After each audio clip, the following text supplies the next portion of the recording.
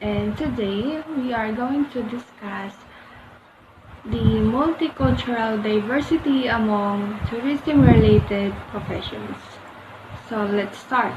The tourism industry has many sectors and cuts across various disciplines. The tourism professional is very prone to experience multicultural diversity in the workplace due to interactions with colleagues and customers who came from different places. Teamwork in this field is very important as many processes in the customer cycle needs interaction with other team members. The hospitality and tourism present a unique opportunity to understand new cultural experiences for both employees and the tourists. It is important for the personnel to understand and appreciate different cultures to enhance the nature of their interactions with tourists with different cultures, religions, races, creeds, colors, age, genders, and sexual orientations. It is for this reason that businesses plying their trade in this industry must endeavor to train their personnel to appreciate and accommodate people from diverse backgrounds around the world. As such, workplace diversity not only facilitates easy understanding of different cultural, social, and economic perspectives, but also enhance the delivery of satisfactory services through communication and observation. Now let's proceed to the tourism customer travel cycle. TripAdvisor, the portal that is totally electronic process where all information pertaining to the cities and countries, airlines, cruise liners, hotels, resorts, restaurants, transportation services, travel and tour offerings, as well as country-specific documentation requirements are all available to its users. TripAdvisor is the world's most popular travel app. TripAdvisor mobile app is recognized in the industry for its function and innovation. The app that was recently named Best Mobile App by i4Travel in its 2014 Innovation Awards includes a number of features and content to help travelers plan and have the perfect trip. It also provides travelers with a comprehensive travel planning resource on the go with more than 150 million user reviews and opinions of hotels, restaurants, and attractions, and more than 19 million candid traveler photos covering destinations around the globe. It also provides access to the site's hotel price comparison, enabling travelers to easily compare booking options at a glance with up to the minute hotel prices and availability. Travel agent, more popularly called a TA in our industry, will also advise about all the required documents, visas, and travel fees per country of entry.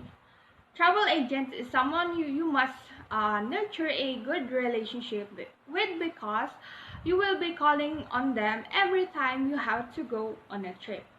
Travel agent can also ensure after-sales service once you start your actual travel, being available for help in case problems arise. Travel agents sells transportation, lodging, and entertainment activities to individuals and groups planning trips. Travel agencies are private or public sector hospitality businesses that sell travel and tourism related services as well as products to customers. The travel agency will first talk to the customer to better understand what she or she wants. With tourism at an all-time high, travel agents are in high demand. Online travel agents. It is a web-based marketplace that allows consumers to research and book travel products and services, including hotels, flights, cars, tours, cruise, activities, and more, directly with travel suppliers. Every day, millions of travelers around the world use online travel agents to plan leisure and business travel. Online travel agents provide access to your potential guests in locations and at volumes that would be difficult for you to access through your own marketing efforts. Additionally, they provide market insights and tools for targeting travelers, securing and processing bookings, communicating with guests, and managing reviews. They also provide a secure booking platform it is the traveler's main point of contact for booking amendments and cancellations. Trivago. It is a European-wide travel community that meets the growing demand for independent travel information. On top it offers an extensive hotel meta search to travelers. Trivago allows travelers to share their experiences, plan their travels, and show the world where they've been. On Trivago, travelers can meet other travel enthusiasts and exchange information about their travel experiences and let others know the best and worst place to go. The airports are among the most challenging tourist-oriented venues to manage. Airports are rated by their efficiency in moving in and out passengers, many of them tourists, and at the scheduled time of their airplane arrivals and departures. Airport ground staff, they are working in the aviation industry where they are engaged in various roles at the airport. Ground staff ensures the safety and comfort of passengers, including checking in baggage, providing information, assisting disabled passengers, confirming reservations, and selling tickets. Since tourism and travel contribute a big percentage of the world gross domestic product, more and more countries, led by those who experience high tourist volumes, are now redesigning, if not completely building, new airports in their cities.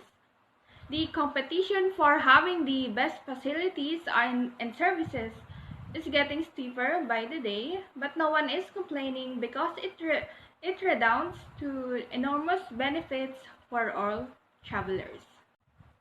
Among the airports recognized by several prestigious travel organizations as being on top of their game are Singapore Changi Airport, Tokyo International Airport Haneda, Incheon International Airport Seoul, Hamad International Airport Doha, Hong Kong International Airport, Centra Air International Airport Nagoya, Munich Airport, London Heathrow Airport, Tokyo Narita Airport, and Zurich Airport.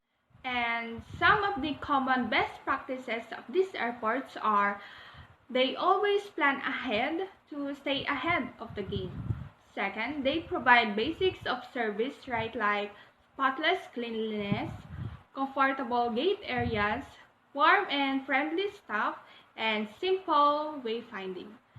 Then, they excel in every aspect of the airport journey experience by ensuring all their staff are focused on providing efficient, friendly, and courteous service every step of the way.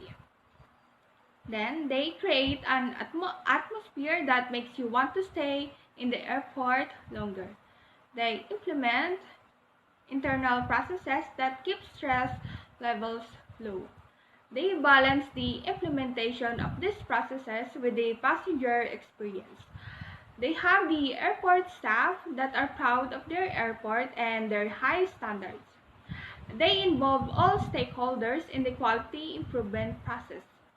They always put themselves in the shoes of the passengers and are trained to have sincere empathy. And lastly, they focus on what it is important to the passenger, not the airport. All these top airports ensure that there's airport staff who are all tourism professionals are highly trained in all intricacies and challenges of multicultural diversities because it is in airport where you will see these diversities merge and sometimes collide every minute of the day.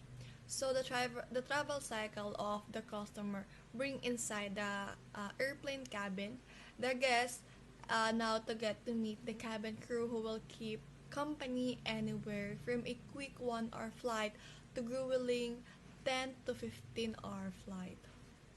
The way cabin crews are organized for flights, whether for short or long haul, it is that they are led by a flight purser. An FP is a senior cabin crew member with many years of flying experience depending on the airlines. It takes about 10 years or more before a cabin crew member is promoted to FP, and that the only happens when there is a position available. Flight purser positions become available when the current FP retires, resign, or separated from the company. The FP manage a crew of flight attendants and flight stewards. The flight stewards, the number of FAs and FS depends on the aircraft they are flying.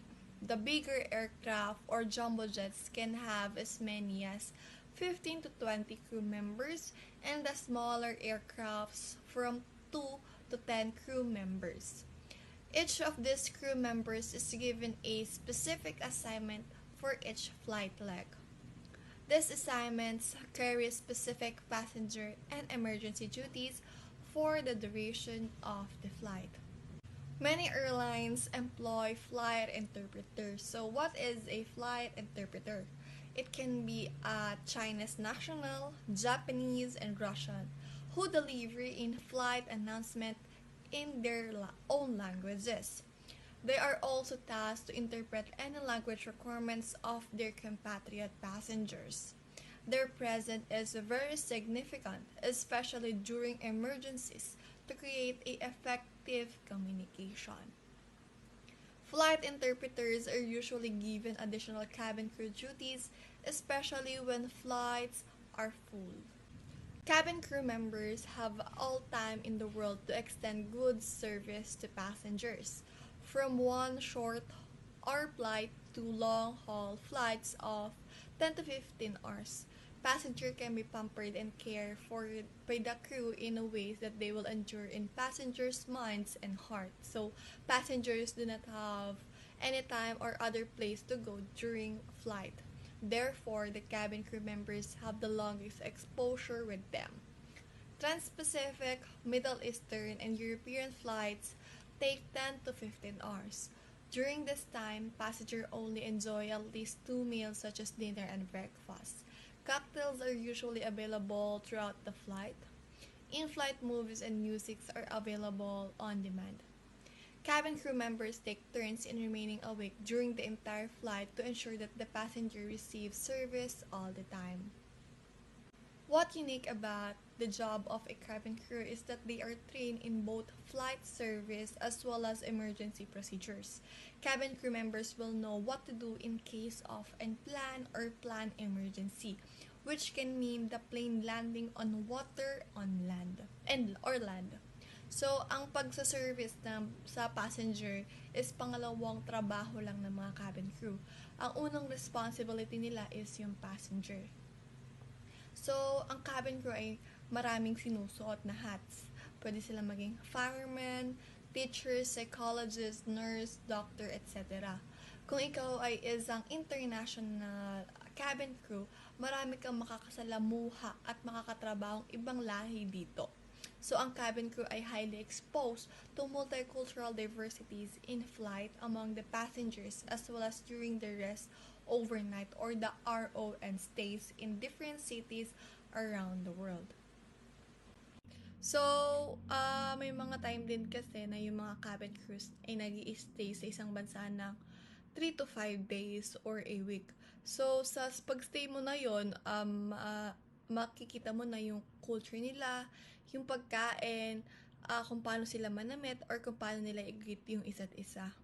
So, here's a story of flight attendants from Philippine Airlines that encounter an intoxicated caution passenger who was starting to annoy many passengers. It was an evening flight, so it made it more difficult because passenger wanted to sleep in peace.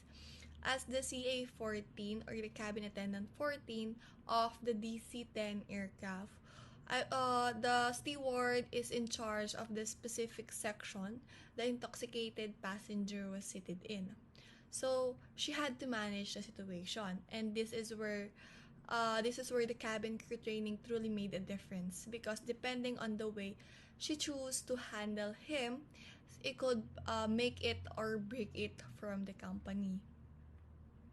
In order not to become confrontational with the passenger, which will trigger an angry reaction, especially from someone intoxicated, the flight attendant decided to simply have a quiet conversation with him as if nothing was the matter.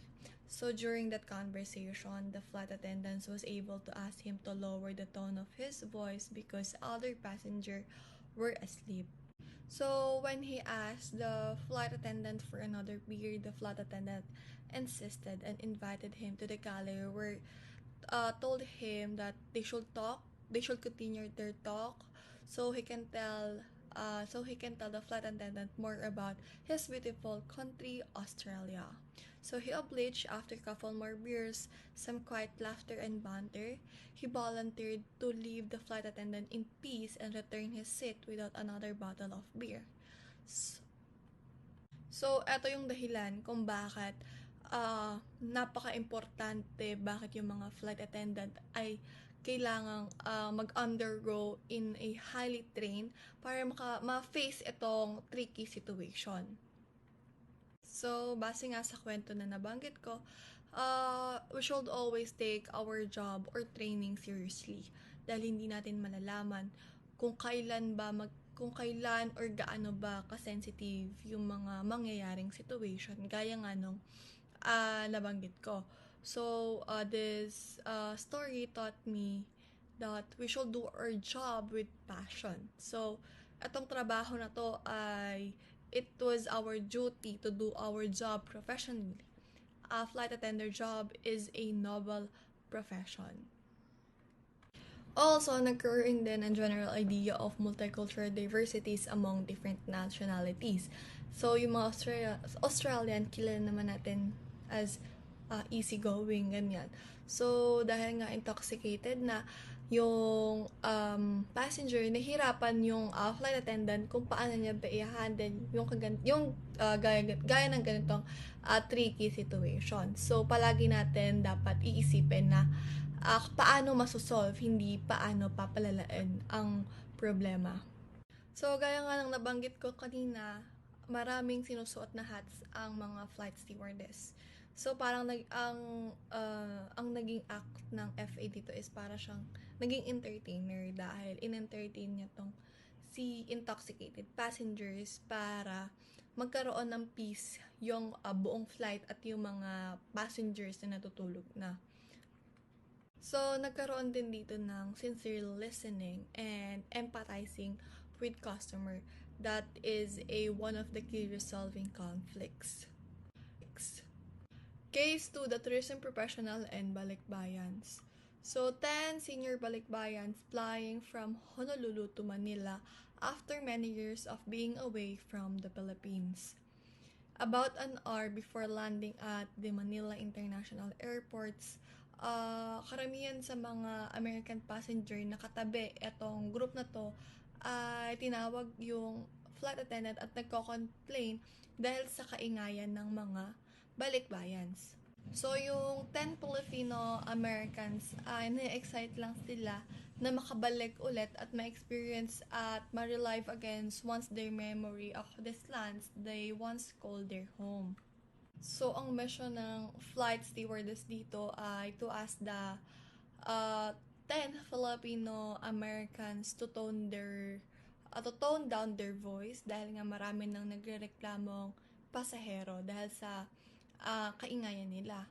So akala nung flight attendants ay magiging madali dahil nga ito yung mga kababayan niya. But unfortunately, for some strange reason, the leader of the group stood up and put his face close to mine and bluntly told me that they were not going to tone down their voices and no Filipino steward could command them to do so.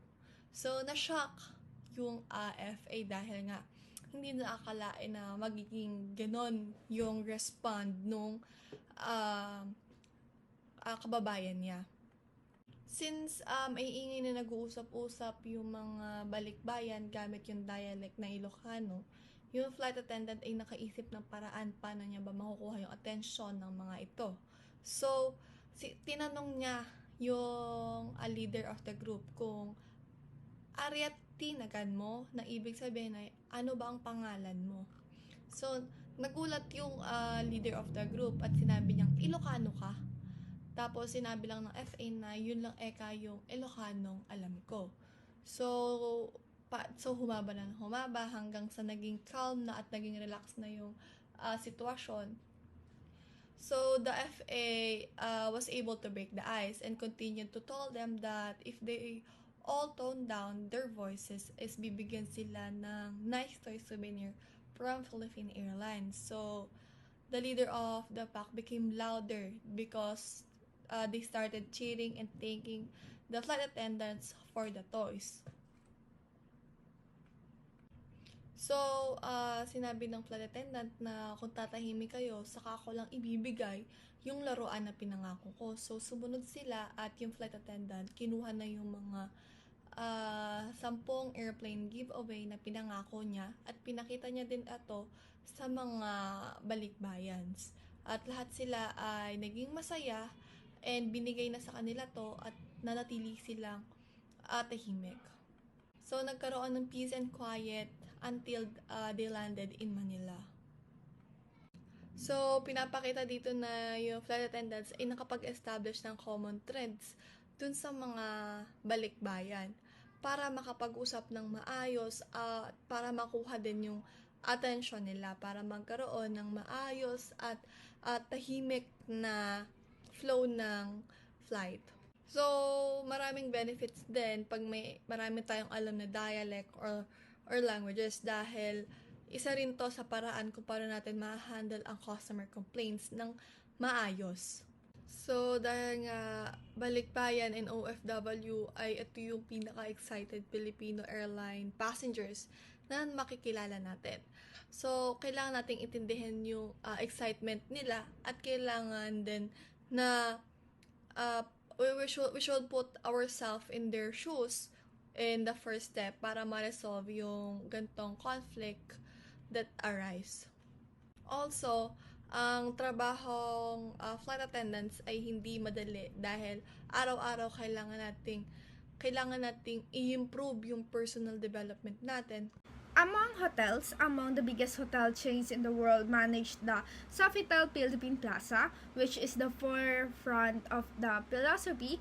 If you wish to experience a grand welcome to entering this hotel and you will experience a special moment, it's also important to note that Sofitel Philippine Plaza is the only 5-star hotel where their lobby ambassador greet you in French and Filipino with Bonjour, Mabuhay, or Good Morning, Mabuhay. Sofitel is a wonderful representation where multicultural diversity is very pleasant rolled out of the accepted by both guests and staff. Accor is a French hotel company that owns some of the most iconic hotel brands in the world like Raffles, Fairmont, Banyan Tree, Novotel, and Mercure, which we see in this case study na itinatanggap yung multicultural diversity in which nung mga staff and nung mga guests na pumapasok dito, mas nakakatulong siya or mas nakaka-impress siya para sa mga guests na pumupunta sa mga places na katulad nito. When we were opening the first Shangri-La Hotel in the Philippines, that sa Shangri-La, Manila, there was a lobby lounge service practices in the transport to the Philippines. The practice was for the lobby lounge attend service guests in their low tables to be a kneeling position while laying down whatever food and beverage was ordered by the guests. During the planning stage of our service procedure for the lobby lounge, this was discussed and debated, but the practice was for the lobby lounge attendants serving guests in their low tables to be kneeling position while laying down whatever food and beverage was ordered by the guests. During the planning stage of our service procedure for the lobby lounge, this was discussed and debated, but as good soldiers, everyone's willing to give a serious try. We did until our guests were the ones who told us not to serve food or not to kneel before them. After about a month, this kneeling procedure, we accept the fact that a certain is not a Filipino kneeling service. This is a very good example of traditional that may be totally normal and acceptable in other culture but not in ours. So, yung kneeling kasi is mostly in Korea, Japan, which is na-adapt lang dito sa Pilipinas, pero hindi talaga siya natin culture. The lobby ambassador, or in many cases, the doorman or bellman, are the third line of staff will encounter. Despite the very limited time they have to impress their arriving guests, their most important task is to look the guests in the eye, warmly welcome them as they step into the hotel, quickly offer assistance with the luggage, and lead them straight to the front desk. For immediate check-in, this is a very short time to spend with the guests must be enduring.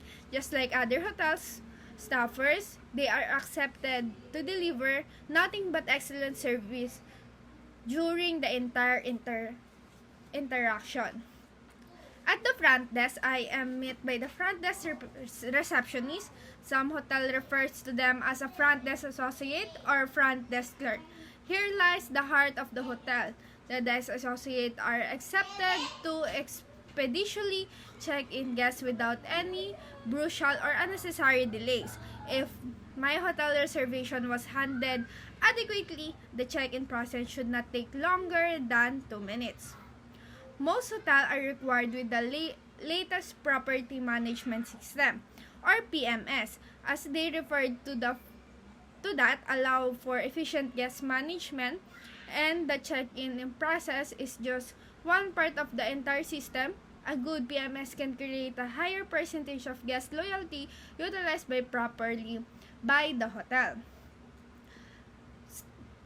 Hotels is always endeavor to increase their percentage shares of returning guests because it makes business sense. The front desk receptionist is fully aware of all nationalities in the houses. The challenges is many nationalities rarely speak English as the second language. Correctly interpreting what the guests are telling you is utmost importance. Watch out for French, Portuguese, Germanese, Chinese, and Japanese, among many others. So, sa hotel kasi, hindi lang naman Pilipino yung mga nag-check-in. There are different countries wherein hindi talaga sila nakakapagsalita ng English as their second language. Not like in Philippines, mostly lahat ng mga Pilipino is marunong mag-English. While in the hotel, I will be interacting with many other tourism professionals. This includes the room attendant, laundry valet, room service order taker, room service waiter, bartender, restaurant receptionist, restaurant waiter, maitre d'hotel, health club staff, and receptionist staff. Depending on the hotel's other service, I could meet other hotel professionals such as a lifeguard, business center associate, and event planner, or especially chef like a sushi or dim sum chef. So among the hotel staff that can be helpful to any guest at any time is the concierge. The concierge staff are station at the front office and encompass many responsibility from valet parking, door parking, mail and message delivery, luggage handling, transportation service, and tour and travel service. A concierge should be able to assist a guest even if it will require leaving their post to accomplish the guest's request. A good concierge is like the hotel compendium of service, a repository of information about anything and everything a hotel guest might require during his stay. There is a worldwide concierge associate called Le Chef d'Or, which means the key of gold, signifying the golden golden standards in the hotel service in the Philippines. Les Cles or Philippines is one of the better organization and recognition hotel associate. The beauty of Le Cles d'Or is by its very nature meant to give our superior service and be able to easily overcome multicultural diversity. The permanent among global travelers, be its language, race, traditional, or religion. There are many other associations for different functions in the hotels industry. Among these are marketing and sale, human resources, housekeeping, and security. Association are there to further the development of their members and to provide them an industry social environment. When I was a director for human resources of the Hyatt Regency Manila, we implemented a very interesting program where all the executive and manager would be assigned to do rank and files work for 2 weeks. The basic idea was to immerse ourselves with the task that the majority of the hotel workforce deliver daily. This meant service our guests as bellman, front desk agent, telephone operator, waiter, bartender, room attendants, and butlers. The kitchen was off limit us because we would only pose as a hindrance to operate since cooking is a different skill altogether. When we say Le Chef d'Or, it is a French term, literally means key of gold, like what I said. It is Philippine is the association of the hotel concierge in the Philippines. I was assigned to be the butler of the Regency Club, Hyatt exclusive floor for premium guests and VVIP. After 2 weeks of being a butler, I jokingly asked my general manager the perfect Quico, which means the very first Filipino to be appointed general manager of the 5-star international chain in the country. He was the general manager of the Hyatt Regency Manila from 1984 until 1992. If I could permanently become a butler, because it was such an enjoyable experience. I had the wonderful opportunity to meet the personally service, the hotel's VVIPs. It was a 2 weeks experience that made me understand why hotel staff truly enjoy what they do. The real reason I asked joking to become a butler permanently is because guests were very generous with the tips. It's made me happy knowing that our rank and files earnings, well, a monthly basic pays, a monthly service charge, plus all the tips. Many other tourism professionals work in establishments other than airlines and hotel. Among these establishments are cruise liners and entertainer centers, casino, theaters, theme parks, and transportation companies. The tourism industry is regulated and monitored by UNWTO. Headquarters in the Madrid, Spain, its mandate is the promotion of responsible, sustainable, and universally accessed tourism. It promotes the tourism as a sustainable or sustainability.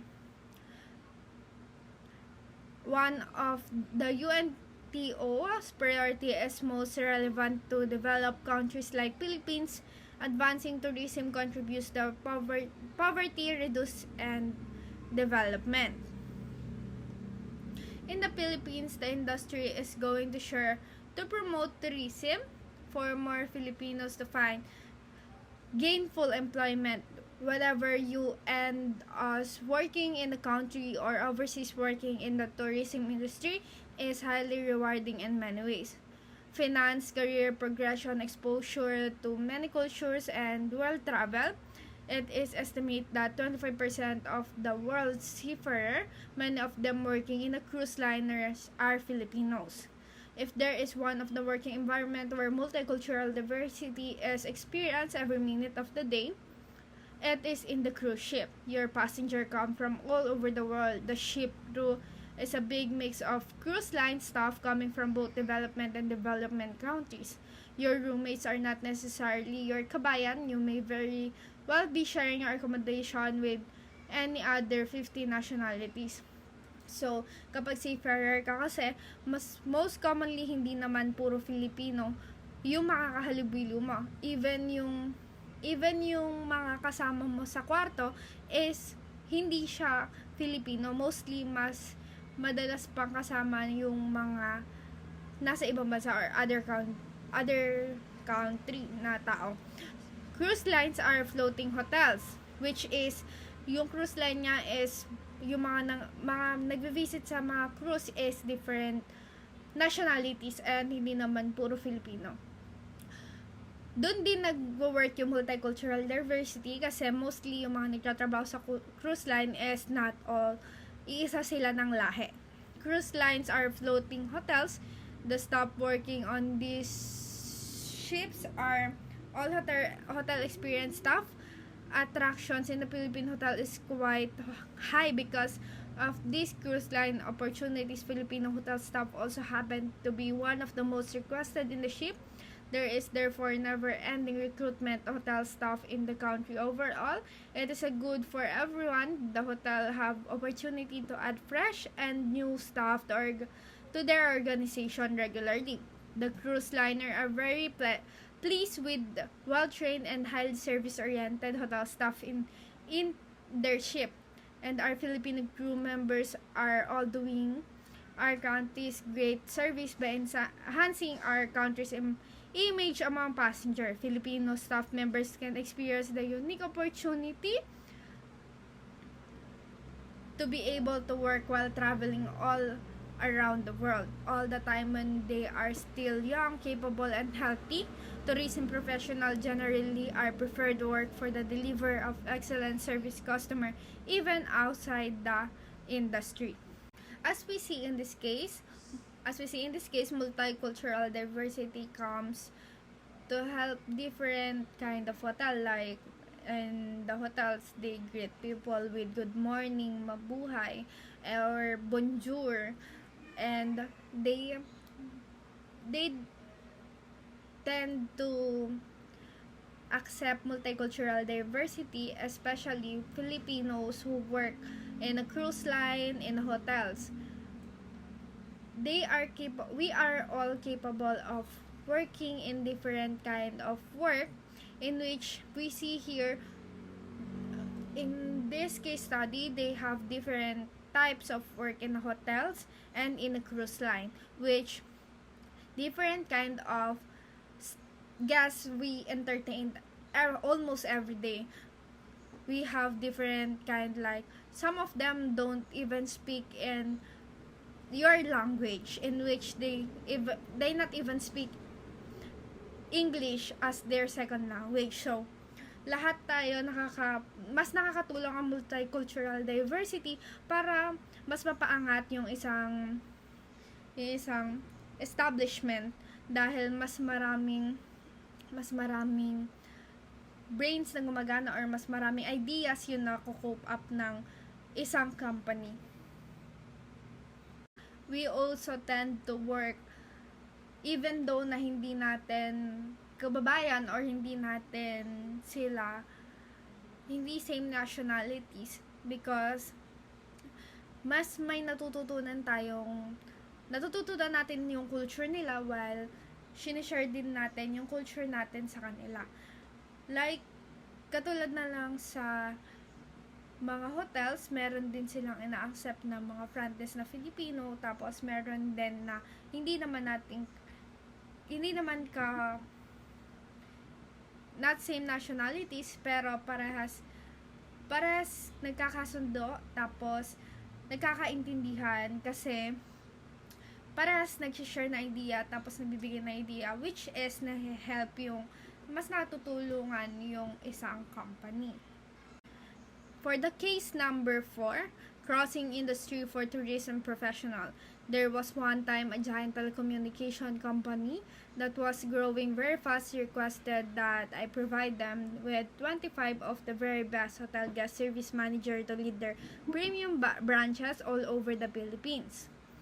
The idea was to transfer the technology of the provision of the excellent customer service in the hotel to their telecom staff in these branches. The telecom giant had the offer my candidates premium salaries, cars, and guaranteed bonuses for their hotel year to make an industry shift in their careers. It was a gamble both for the telecom giants as well as the hotelier. The good news is that more than 10 years later, the majority of this batch of 25 have moved up to the ladder in the organization to executive level position with added responsibilities. In this age of open borders, real-time communication, and more digital native, joining the workforce, multicultural diversity become easier to understand and accept as a mutual reality and responsibility. As we see, a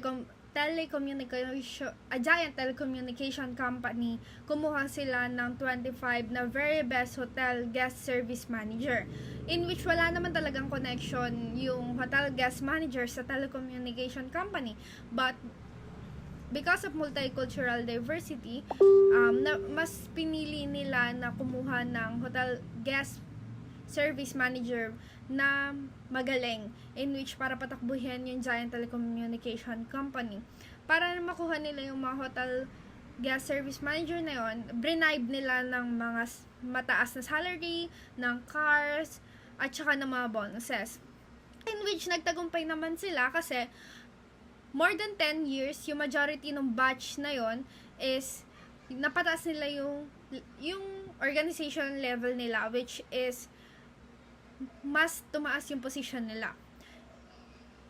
Yung real-time communication and more on digital native joining workforce, naging mas madali siya para maintindihan ng mga mutual reality and mga responsibility, in which katulad na lang dito sa may telecom giant, nag-offer sila kasi alam nila na yung mga hotel guest service managers na yon is sila yung magpapaangat doon sa company na yon. That's all. Thank you. We are the Group 5.